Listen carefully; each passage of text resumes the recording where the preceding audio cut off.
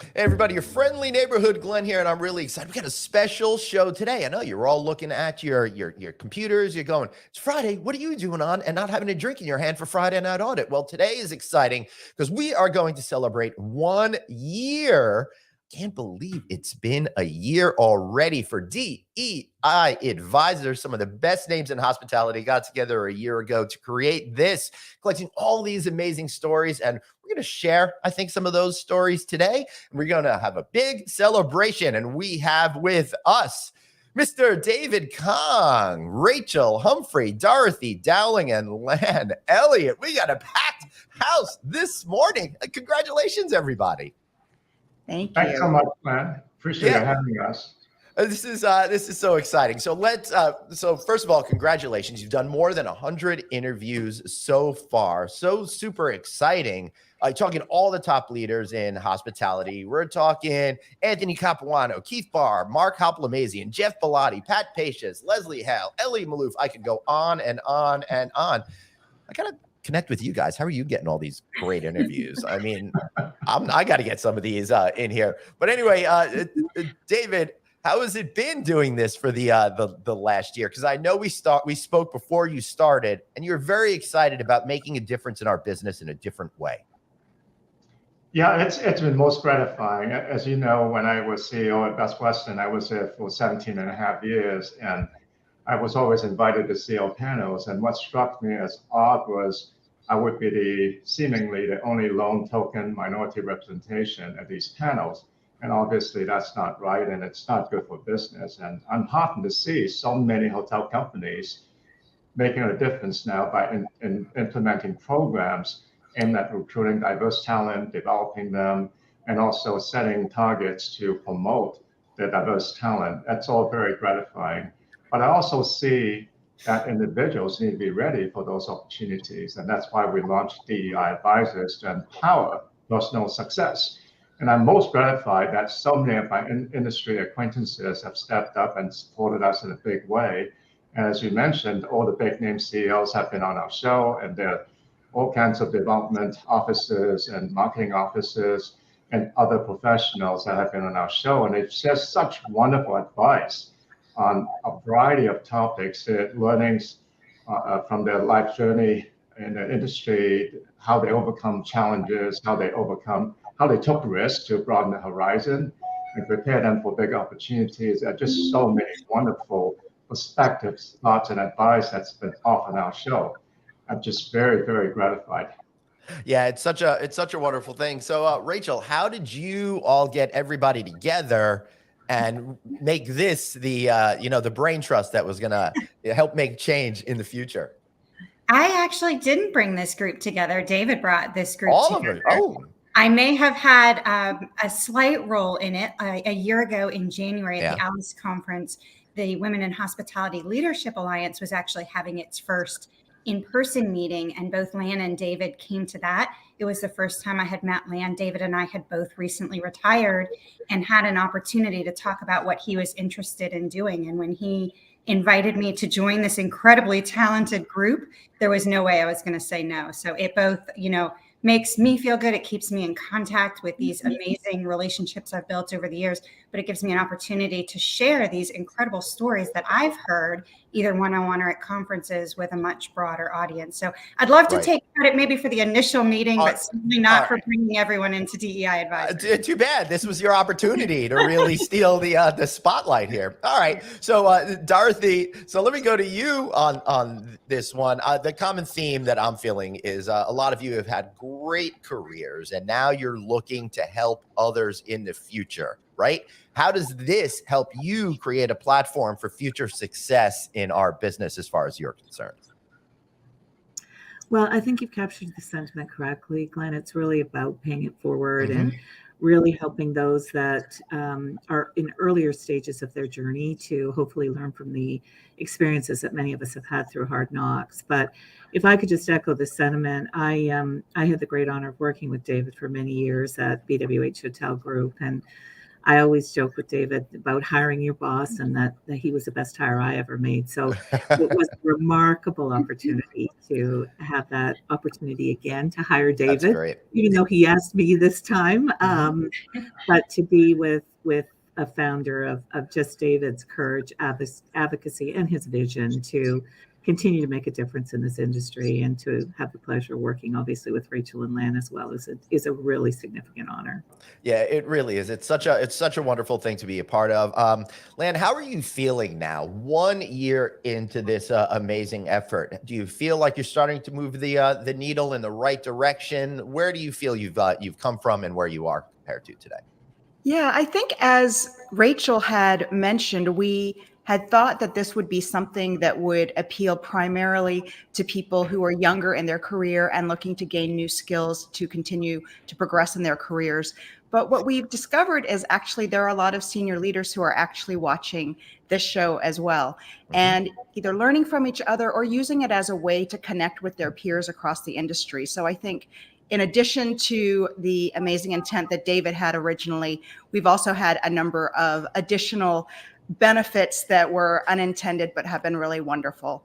And also, just one of the things I really love is that the four of us have very different networks. So while I know a lot of the chief development officers, I don't know a lot of the chief marketing officers or Dorothy's contacts or a lot of the people that Rachel has brought on. And so it's been an opportunity to get to know these amazing leaders that I didn't get a chance to during my career. Yeah, Rachel, it seems like we're in a period right now where there's a lot of focus on not just DEI, but all sorts of these types of issues. And there's a lot of people in the industry doing it. Why did you all feel like you folks were the ones that should start to take the ball and move it forward as well, as far as everybody else is doing it as well? Well, I think as David mentioned, there is a lot of focus on what companies are doing now, but to have an opportunity to really impact how each of us can empower ourselves, can be inspired by others. I think if we see people who have had similar struggles or different paths or have learned some lessons and can share that knowledge, it really empowers other people to think that they can too. As far as why we think we can, it's a very different platform. Yes, I was going to say, because you're really telling people's stories as opposed to saying this is the result we want. You're really going back and tracking everyone's history to see how they got to where they are and creating it so other people could learn from those journeys as they take on their own paths, right? Well, and I think that our industry is very focused, as it needs to be, on data and on metrics and on trends and all of these things. But at the end of the day, we are in the hospitality business, which is a people business. And very often leaders can seem very hard to get access to.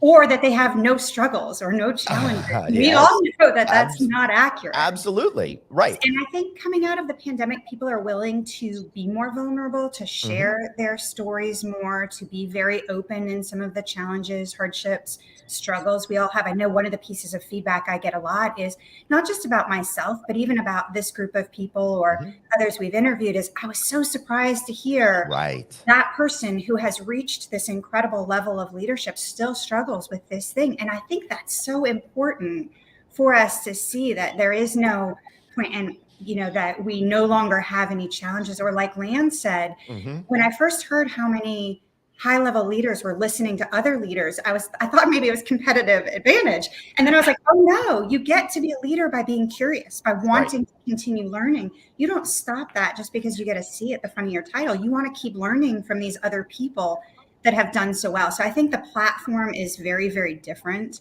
and really allows people to see kind of the inner selves of people that we don't get to see very often. At a lot of the conferences, which are an important learning tool, you don't really get to see your leaders talking very personally about leadership or lessons or other things. And as Lan mentioned, what an incredible thing that the four of us have such unique networks in the same industry where we can bring incredible leaders from so many facets and segments of the industry together.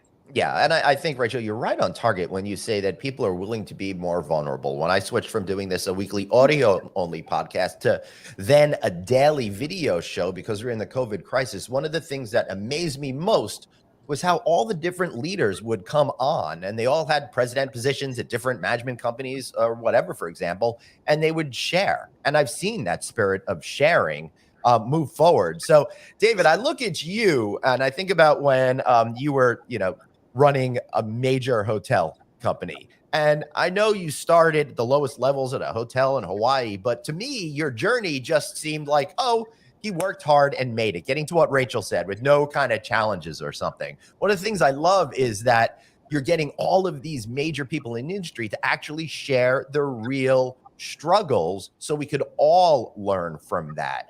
What are some of the things that you are starting to realize about your colleagues in the industry that maybe you or we didn't realize before? Very good question. And the one thing that we try to achieve with this show is to provide inspiration and also motivation for people to do something about their career, irrespective of the situation they may be in.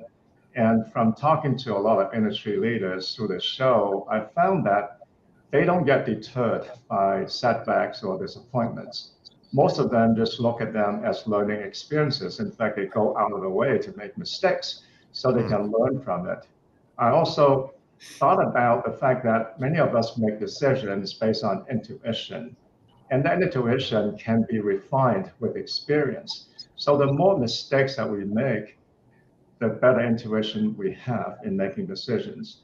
So I think the resilience and the strength of bouncing back is really important lesson that we can learn from all these leaders. Yeah, absolutely. Lan, how about you? How do you see the same issue? I think one of the things that I've really been surprised by is something that Rachel mentioned, which is curiosity. That's one of these things that keeps coming up again and again that has led to leader success. And so I think that's something that I hadn't expected, but it actually makes a lot of sense. And so whether it's Chip Rogers, who's leaning into his curiosity about people for networking, or Jay Kayafa, who we're going to have on soon, the Chief Operating Officer for IHG in the Americas, his leaning into his intellectual curiosity to continue to push past a problem, right? Push past the question that's asked of you and say, what is the question that hasn't been asked and what's the answer to that? So I think there are so many things that the leaders are doing and bringing to our audience that maybe hadn't been thought about before. I hadn't thought about it before. So it's been great for me to learn along the way as well. Yeah, absolutely right. And you're absolutely right about that curiosity issue. And I think I really have lived and breathed that thing. I always say I'm so fortunate that I was born curious. And when I first started in the hospitality industry, I got excited even writing stories about carpet squares and stuff. I'm like, oh, they do the dyes, then they make the fibers. So I was very fortunate that everything I find is curious. And you're right. Leaders are curious. Dorothy, you must see that a lot in where you came from as a chief marketing officer. Over decades, you had to be curious in order to keep moving forward and take advantage of all the latest elements. Are you seeing that that's a common theme among these people, learning to be able to then implement some of the things and stay ahead of the trends that are out there? For sure, Glenn. I think that curiosity quotient that, of course, HBR wrote about probably a decade ago is a defining characteristic of leaders. And I do think that the components that Rachel spoke about, data has taken on a very important part of decision making in our industry. But the soft skills and the intuition that David spoke about, and having that wisdom of experience to help look at the data and be able to understand the data potentially in different ways is really that evolution of that learning journey. But in terms of what has transcended and how marketing leaders are now commercial leaders and have to understand all of the components of go-to-market strategies, for sure, the ones that really stand out in their careers are those that have embraced change, have always been students of the game, and have taken the kind of risks that David has identified. That part of the learning journey is taking measured risks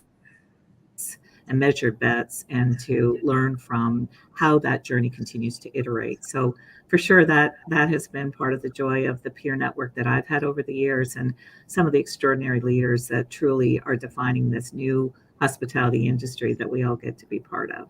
Right. David, you, after the curiosity, you had mentioned something else I find very interesting, be able to handle, challenges and disappointments and mistakes in a way that doesn't really sidetrack you or completely derail you. When I was younger, I used to like take everything personally, and it probably wound up holding me back. How did these major leaders become leaders by not succumbing to what's going on in their head and having that wherewithal to move forward? Is it something that they were born with? Did they have to fight through it? Do you have any good stories that you could relate to that particular topic? Well, you look at Keith Ball. He was with the company that Bristol Hotels. Yeah, Bristol Hotels that owned DoubleTree and Holiday Inn. Oh my God, I'd forgotten about Bristol. That company was taken over. He was all of a sudden needed to make that transition. Mm-hmm. And most of his peers actually could not make that transition and they had to leave. But instead, Keith Ma excelled because he embraced that change, like Dorothy was saying. He used that to his advantage because he saw the bigger picture and he thought to himself, I could make a transition and I can help others make a transition. And because of that leadership role that he played, he was recognized. And then he was sent to China to be the CEO of Greater China for IHG. And from there, he launched his career to become the CEO for IHG Hotels. So that's a wonderful lesson that things might happen to you, but we have to look at it in a constructive and positive way. Yeah. And there's so many other stories, like how these leaders overcame the COVID pandemic, which was so devastating for so many of us, the emotional toll as well as the physical and mental toll. It was just so difficult for so many of us. But to hear Pat Pages and Jeff Bellotti and others, how they found the strength and resilience, that's really inspirational. Yeah. To quote the great Ross. Go on, Lan. If I could add to what David just said about how our industry's leaders led through the pandemic, one of the things that I noticed is again and again, they mentioned that they reached out to their competitors to say, how are you doing it? And our industry really came together in a wonderful way because everyone was navigating this for the first time and we really leaned on each other. I don't know if that happens in other industries, but I think it's really an amazing thing about hospitality that we were able to learn together through the pandemic. Well, I will tell you, one of the things that I love about this hospitality industry is how open and friendly everyone is. I came from another industry, interviewing celebrities and rock stars and stuff like that when I was in my early 20s. And that whole industry, the people are not as warm and open, as hospitable here. So I'm not surprised that that's the case because everyone, I do feel like we're all in it together, particularly in that particular time. But Rachel, I want to go to you because one of the things that we think about in our career is making that change that David was talking about. And a famous quote from Ross from Friends, pivot, right? Remember that? How did these people seem to pivot in their career and realize they needed to make change? I think of one individual as a good story who started in the casino business, and realized in order to get to the top, sometimes you don't just take jobs to go up. Sometimes you need to go sideways. Sometimes you need to go down. So is that a common theme that you're seeing, people being able to realize that they need to pivot and go in traditional or non-traditional directions in order to get to where they want to go eventually? I'm so glad that you brought that up because that is actually one of the common themes. We're sitting in a situation now where labor and attracting top talent to this industry is talked about a lot. And one of the incredible things about these 100+ interviews is everybody has a completely different path. And not everybody intended to start out in hospitality as their industry. So not only is the hospitality industry comprised of marketers and finance people and real estate people and lawyers and all of these different segments of the industry, we think very traditionally of property level when we think about hotels, but also all of those leaders either said yes to opportunities or because of their curiosity, they were learning about other aspects of the business, even though it didn't necessarily role they currently had, or they were reaching out to friends in other fields, asking them about what they were doing. And so this cumulative amount of knowledge seems to be what propelled a lot of them to their next roles, that and their relationships. So somebody remembered them from something, and when an opportunity came up, they reached out and wanted to see them. And I think that pivoting, the common theme you hear is I took a risk. My trajectory to leader wasn't a straight uphill line. Often Right. it would be, I hate to say a step back, but maybe less pay. Maybe I had to move. Maybe I switched departments. Maybe I became a sole contributor instead of a team leader because that sole contributor gave me a different set of knowledge than I had before. Or I worked in different aspects of the business, from property level to corporate to associations to other things. And so it's been really interesting in hearing, how did that journey start for each person? Because it's so incredibly different. We hear people who went to college to be documentarians, anthropologists, people who went to medical school and didn't finish a first semester. It's okay to say, you know what, I want to find something that works for me, or that I love, or that will be different for me, and being able to accept those risks that David, Dorothy, and Lan talked about. So I think that pivoting is such a special part of the industry, but also shows you can pick any career you want in the world and be in hospitality. And I think that's one of the really great messages of it. And then you get a message like David's or Jeff's or Anthony's or other people who started at a property level, at a very entry level role, and quickly wanted more, learned more, accepted more, raised their hand and said, I'm interested in more.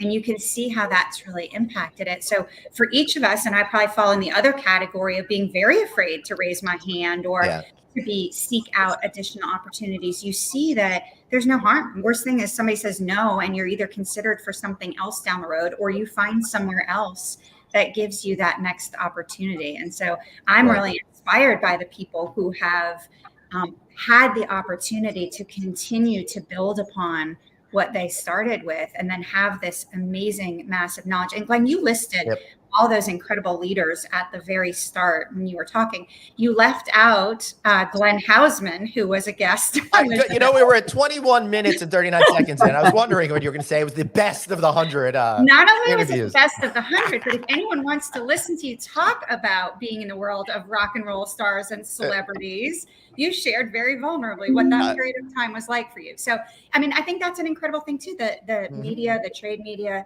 is such a critical part of our industry as well, for our messaging, for our connection. We've been able to bring on so many guests in that space too.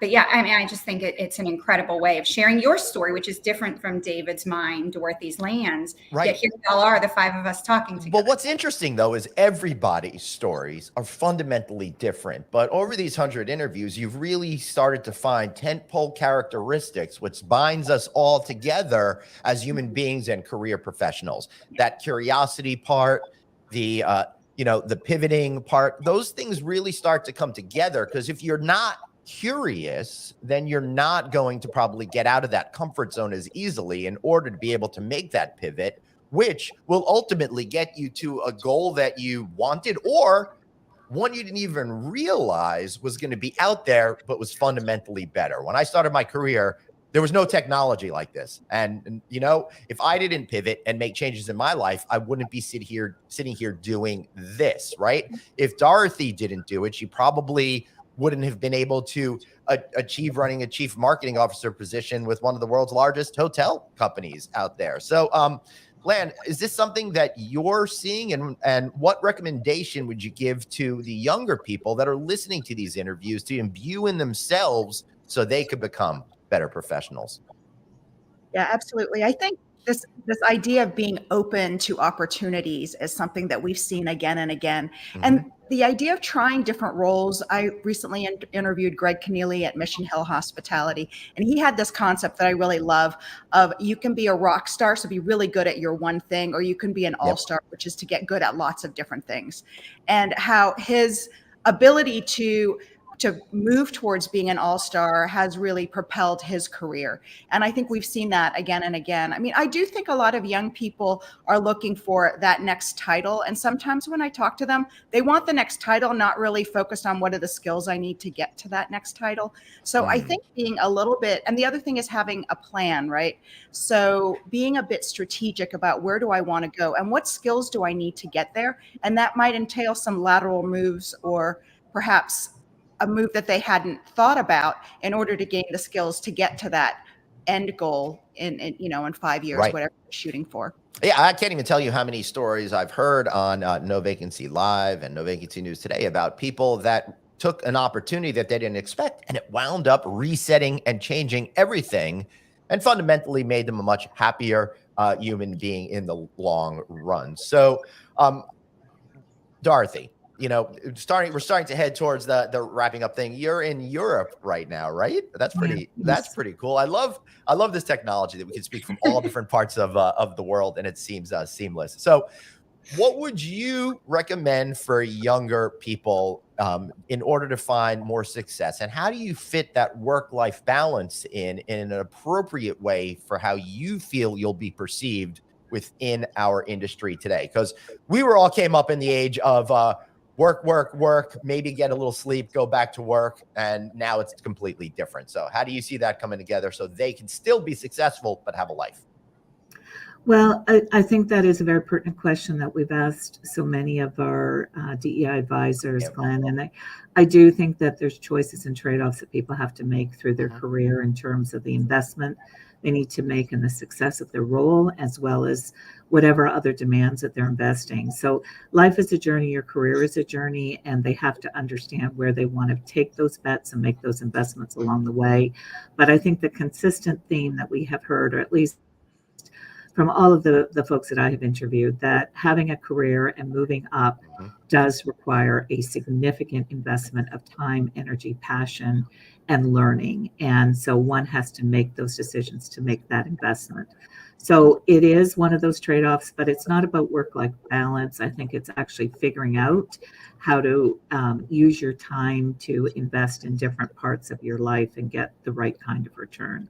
But if I could also just add one more thing that for me was a consistent theme with underrepresented groups, it's really having that ally in your life, because many of them, in terms of their vulnerability, did not think they were ready for the next step. Right. And it was someone that gave them a little bit of a push, that took them outside of their comfort zone to embrace that opportunity and get ready on the job. And so I think it's having both of those things in your life, having an ally that's going to give you some of that push when you need to hear it.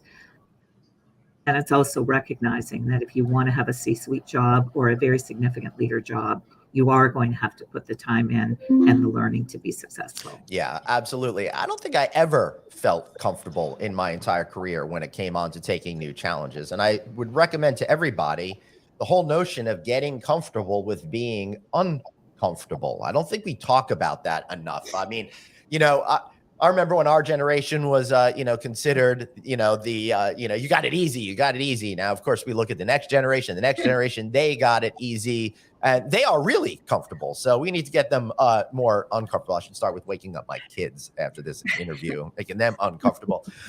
Lan, that's an interesting point that she makes about putting in the time. I think the Beatles said it best. The love you make is equal to the love you take, right? But with work. So you put in, and you get out what you put into it. What piece of advice would you have for people based on the interviews that you've been hearing over the last year?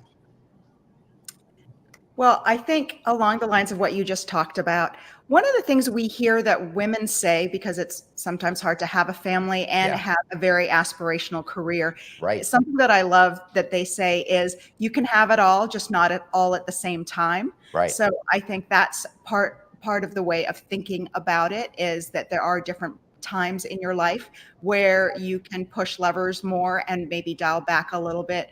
I also think one of the things that Dorothy has done really well that she has discussed is marrying a spouse who's really supportive of your career. And I think that makes a huge difference, to be able to share that burden, whether it is taking care of your family, taking care of other things that are going on in your life. I think having a great partner is super important as well. And then the other thing that people have said, I would say that would have been great advice for my wife back in 2001 before we got married. Sorry. That's okay. The other piece of advice we've heard a lot of leaders say is find what you're passionate about and do the thing that you love, because that's what's going to make you really good at what you do. So I think a lot of leaders have also said they wish that they had found hospitality earlier. So for those leaders like Rachel mentioned, who started in another area, a lot of times we ask what would they tell their 22-year-old self, and that would be to find hospitality sooner. So we think that's been great advice as well. Much better advice. I would have told myself to party more. So I like where you're going. Hey, Glenn, can I add Rachel. just one thing very quickly? I was going to you now, so perfect timing. No, I think work life and managing the demands of both, first of all, is never just a female issue. I joke about this all the time, but nobody ever asked my husband, what's it like to have a demanding job and be a parent? That's but right. I think that part of what it is, and this is the benefit of reflection. You and I are at a point where our kids are graduating, they're moving out. We have to be kinder to ourselves. We've done the best we can. Dorothy would say the same, David. We've talked about this so much when it comes to parenting, that it's okay to say, you know what, I'm proud of the career that I've had. I serve as a great example. It gives me financial benefits for my family that I wouldn't have. It's okay to say, I've made mistakes along the way, but along that path, I've done the very best I could all the time. And I can only learn from maybe some of the issues that didn't go quite as well. And I think that that's important, that at this point of my life, that period of reflection to say we should just be kinder to ourselves and allow ourselves to feel differently, because it isn't just work life isn't just a career and children. It's self-care, it's vacations, it's continual learning, it's keeping a house together. You know, whatever you define as hobbies, you know, the life side of work life isn't only about parenting. It's a much bigger sphere than that. And so just trying to, you know, figure out how to manage all of those different passions that we have or interests that we have. And we're going to learn along the way. It's going to be a continual progress. It's you make some great points. And while the child thing is not a female only issue, society still seems to make it that way. And we have a long way to go. And you're right. As you know, I never had to worry about that because I always knew my wife would handle it, maybe partially because she was a teacher and she was more rooted at home and I traveled, but definitely she had more of a burden put on her. And I probably could have done a better job, but I wasn't as awakened as I am now. And I think my children will probably be able to balance that a lot better. Mr. Kong, thank you so much. Why don't you, it's all up on you. You got to say something really inspiring now. Bring it all together and take us home. All right, a couple of things. One is people pay thousands of dollars to attend industry trade shows to learn from industry leaders, to hear about the state of the industry and the state of their respective companies. And now you can sit at the comfort of your home and just watch these interviews on YouTube or from our website, DEIadvisors.org, or listen to podcasts on your favorite channel, whether it's be Spotify or Apple, from the comfort of your car. So we've made it available to you, and these are wonderful stories that the industry leaders tell, whether it's their life learnings or advice on finding sponsors and mentors, how to network effectively. By the way, network is your net worth. We all need to learn how to network and overcoming challenges and so on and so forth. So it's a wonderful way to empower your personal success by learning from these industry leaders. And I also hope that we are going to be able to share the insights from these wonderful leaders through a more succinct and easier to digest way. So watch what we're going to be doing in the next month or so. Excellent. I can't wait to see. Now, I love what you do. And if you guys watch us here on No Vacancy Live or listen to us on our podcast theme, they have a lot of the same people that we get on, and maybe and some certain better ones that still won't come on this show, but they really, really expose themselves as the human beings they are. In fact, Rachel, I think in the interview that we did together, I talked about what a scaredy cat I was when I first started networking and stuff like that. Absolutely. Right? So if you watch this show right now and you see the personality that that's in front of you, I was completely the opposite. So learn about that journey and other people's journeys, no matter what you are feeling inside. Some of these amazing executives have already been through it. No better way to learn, to realize you're not alone in this and you can find success. Get that person to be on your side, like Dorothy said, and get out there, make it work. And thank you all for being here. Go to DEIadvisors.org, DEIadvisors.org. I'm just going to end it today. We'll see you all later. We'll be back next week with a lot of coverage from the NYU Hospitality Investment Conference.